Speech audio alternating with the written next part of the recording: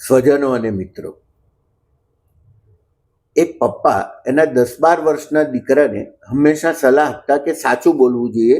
જીવનમાં સાચું બોલવાથી બહુ બધા ફાયદા થતા હોય છે, ઘણા બધા લાભ થતા હોય છે, અને ખોટું બોલનારને હંમેશા નુકસાન થાય છે.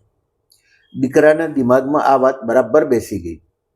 એક વખતે સ્કૂલે ગયેલો, રિસેસનો સમય હતો. સિંગદાણા ખાધા અને સિંગદાણાના ફોતરા એણે શિક્ષકના ટેબલના ખાનામાં ભર્યા. શિક્ષક આવ્યા અને એમણે જોયું કે એમના ટેબલના ખાનામાં સિંગના ફોતરા છે, એટલે ગુસ્સે થઈને વર્ગમાં પૂછ્યું કે કોણે કર્યું છે આ કામ. આ વિદ્યાર્થી તો સાચું બોલવાનો હતો, એટલે એણે તરત આંગળી ઊંચી કરી અને કહ્યું કે તમારા ટેબલના ખાનામાં સિંગના ફોતરા મેં નાખ્યા છે. શિક્ષકે તરત એને પાસે બોલાવ્યો, એક થપ્પડ મારી અને કહ્યું કે આવા તોફાન કરવા માટે તું સ્કૂલમાં આવે છે, કાલે તારા પપ્પાને લેતો આવજે. એ છોકરો ઘરે ગયો. એણે એના પપ્પાને કહ્યું કે પપ્પા, તમે જે મને કહો છો કે સાચું બોલવાથી ફાયદો થાય, એ વાત ખોટી છે. સાચું બોલવાથી સજા થાય. જો શિક્ષક સામે હું ખોટું બોલ્યો હોત, મેં એમના ટેબલના ખાનામાં ફોતરા નાખ્યા છે એ ન કહ્યું હોત, તો મને સજા ન થઈ હોત. હું સાચું બોલ્યો એટલે મને સજા થઈ. એના પપ્પાને લાગ્યું કે દીકરાના દિમાગમાં ગેરસમજ ઊભી થઈ છે અને એનું કારણ એનો શિક્ષક છે. આમે બીજા દિવસે શિક્ષકને મળવા જવાનું હતું, એટલે જતાં વેત શિક્ષકને મળીને પહેલો સવાલ પૂછ્યો, તમને શિક્ષક બનાવ્યા કોણે? તમારામાં શિક્ષક થવાની કોઈ લાયકાત નથી. શિક્ષકને નવાઈ લાગી. એણે કહ્યું કે તમારા દીકરાએ તોફાન કર્યું હતું અને મેં એને પનિશમેન્ટ કરી, એટલે તમે આવું કહો છો.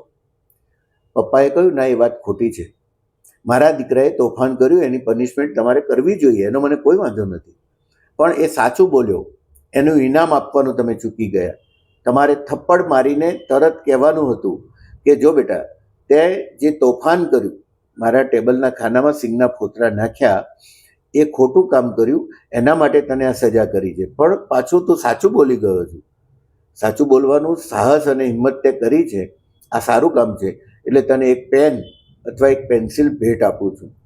જો આવું તમે કર્યું હોત અને આવું કહ્યું હોત, તો મારા દીકરાના દિમાગમાં એક વાત તો સ્પષ્ટ થાત કે તોફાન કરવાથી સજા મળે, સાચું બોલવાથી સજા ન મળે, સાચું બોલવાથી ઇનામ મળે. આ પાઠ હું ઘરે ભણાવતો હતો અને તમે ન ભણાવી શક્યા. માત્ર પાઠ્યપુસ્તક ભણાવવું એ શિક્ષકનો ધર્મ નથી.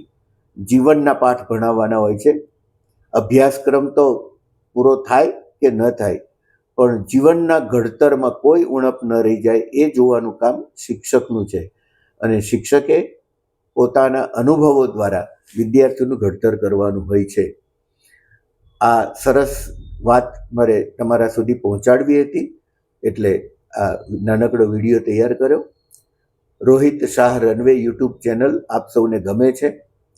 હંમેશા એના સબસ્ક્રાઈબર્સ વધતા રહે છે, એટલે મારો ઉત્સાહ પણ વધતો રહે છે. એટલે મળતા રહીશું, ફરીથી મળીશું. આભાર.